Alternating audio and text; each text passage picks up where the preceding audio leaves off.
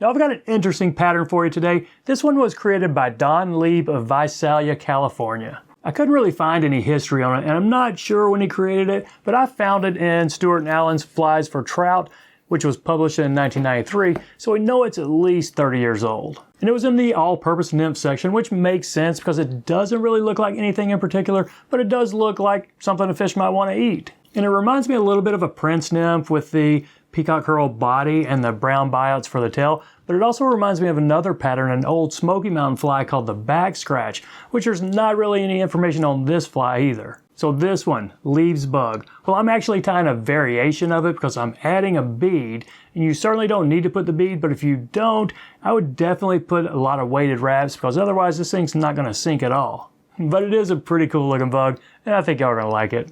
So there we go, in the vise, a Lieb's bug, or really a variation of it. The original does not have the bead. I've added this bead, really just because that's how I'm going to fish it. And I'm tying this on a size 12. It's a 2x long barbless nymph hook, and that's a 2.4 millimeter tungsten bead, so it's a little bit undersized for a typical size 12, but that's okay. I don't want it to be too heavy, and I just want a little bit of flash up there. And I am going to put some weight, about 10 wraps of 015.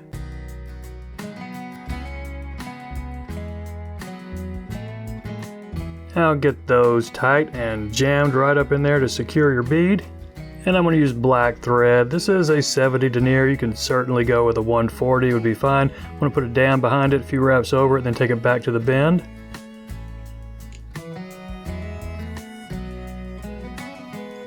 Now let's take some brown goose biots. Just these right here. Doesn't really matter how long they are, but I'm going to go ahead and snip 4 of these off. This fly does take 4. And the first 2, I'm going to flip one of them around, put them back to back, so I got a little bit of a flare, I guess, splayed out right there.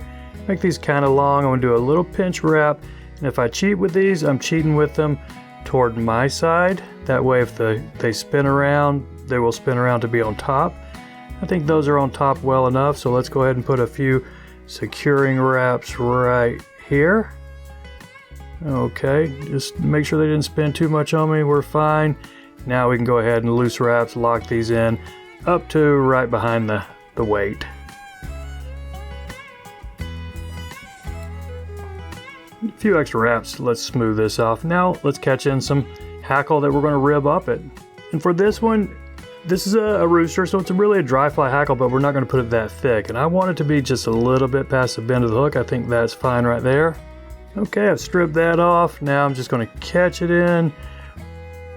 Leave a little bit of bare stem showing right there, so the first wrap or so will not be laying any fibers. I think we're going to be fine. Let's snip this excess off and then grab some peacock herl. Now you could probably do this with about 2 strands, but this pack that I'm working from, I'm getting down to the really scraggly stuff, so these are kind of thin. I've got 4 strands right here. I think it just needs it, but depending on the quality of the herl you're using, you could certainly try it with 2, maybe 3. Now go ahead and park your thread just a little bit behind the bead right there, and I'm going to lick my fingers and then spin this herl into a little bit of a rope. You can't spin it too tight or they'll start breaking on you, but now just keep kind of a rope here and then wrap it on up there to the bead.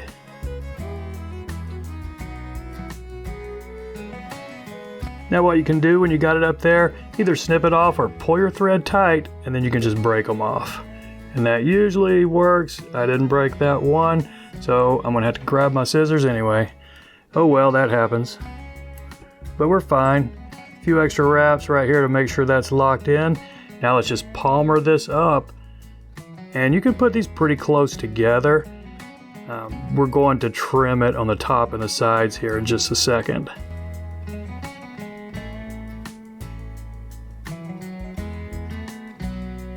So this is a pretty bushy looking fly right there.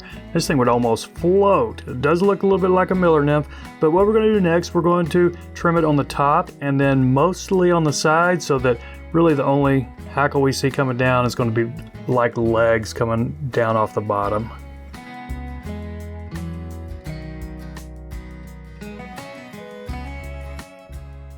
Now let's take the other two goose biots, and you don't need to flip these around backwards, so let's leave both of them concave side down, but line them up in sort of a V, and then just, you know, measure your length right there, and then kind of push them down. Let's put two loose wraps right here, and then adjust our position. See if you like that. Okay, I like that fine, but as soon as I put some tight wraps, they might move around on me, so just be a little bit careful right there with these tight wraps. Now I think I've got 4 wraps holding them in, and they're going to be fine. But if they're not, you know, just back off those thread wraps and try again. We don't have that many on there. So I think we're good right there. I'm going to push this up and see if I can bury that with my thread. Go ahead and put a nice, you know, a base right there to smooth this area out between the bead and the wings. Now when you're happy with that, go ahead and wet finish it. We'll see if we have any cleanup after that.